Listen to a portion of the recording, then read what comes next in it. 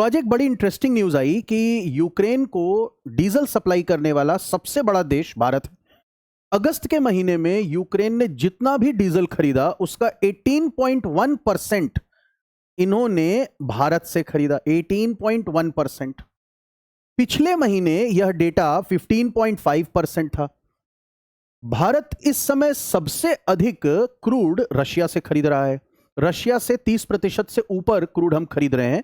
दूसरे नंबर पर 19% के आसपास इराक से खरीदा जा रहा है। 10% के आसपास सऊदी अरब से खरीदा जा रहा है।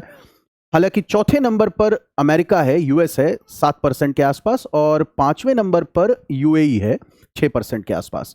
तो अगर टॉप 5 हम लोग सप्लायर्स देखें जो भारत को क्रूड दे रहे हैं तो उसमें रशिया नंबर 1 पर है। लगभग 1/3 क्रूड हम रशिया से ले रहे हैं। अब बात समझनी यह है कि क्रूड को हम रिफाइन करते हैं अपने यहां रिफाइनरीज में, और हम लोग इसको फ्रैक्शनल डिस्टिलेशन प्रोसेस होता है। पेट्रोल, डीजल, केरोसिन, तमाम इसके प्रोडक्ट्स हैं जो हम लोग बाहर भेजते हैं। अब इसमें अगर यूक्रेन में हम सबसे अधिक क्रूड का रिफाइन करके डीजल भेज रहे हैं और हम मंगा रहे हैं रशिया से, तो जो भारत पर आरोप लगता है कि ये जो रूस और यूक्रेन का वॉर है इसे हम फाइनेंस कर रहे हैं, यह आरोप तो अब यूक्रेन पे लगना चाहिए, क्योंकि यूक्रेन कहां से खरीद रहा है? यूक्रेन भारत से खरीद रहा है। मैथमेटिक्स में इक्वालिटी को लेकर एक प्रिंसिपल होता है जिसे आप ट्रांजिटिव इक्वालिटी प्रिंसिपल कहते हैं। That means a is equal to b अगर है और b is equal to c है तो a is equal to c होगा। यानी ए अगर बी के बराबर है, बी सी के बराबर है, तो ए सी के बराबर होगा। तो इस संदर्भ में देखें तो अगर भारत पर आरोप लगता है कि हम उनका वॉर फंड कर रहे हैं, वॉर के फाइनेंस कर रहे हैं, तो भैया अंत में तो क्रूड यूक्रेन खरीद रहा है। तो क्या हम ये भी कह सकते हैं कि यूक्रेन अपने विरुद्ध खुद की वॉर को फंड कर रहा है, फाइनेंस कर रहा है?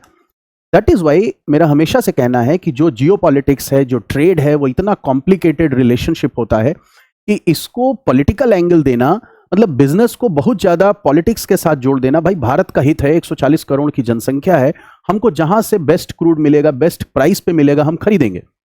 दूसरी बात, भारत में कई प्राइवेट कंपनीज हैं, वो अपने लेवल पर ट्रेड करती हैं।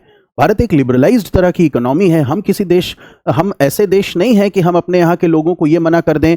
मान लीजिए कि सबसे बड़ा जो भारत में क्रूड आ रहा है वो रिलायंस खरीद रही है, तो भारत नहीं कह सकता कि नहीं आप यहां से नहीं वहां से खरीदिए। थोड़ा सा आप पॉलिसी को इन्फ्लुएंस कर सकते हैं, पर आप डिक्टेट नहीं कर सकते एक लिबरलाइज्ड इकोनॉमी में। इसीलिए इस तरह के आरोप निराधार हैं और इससे विश्व समुदाय को बचना चाहिए।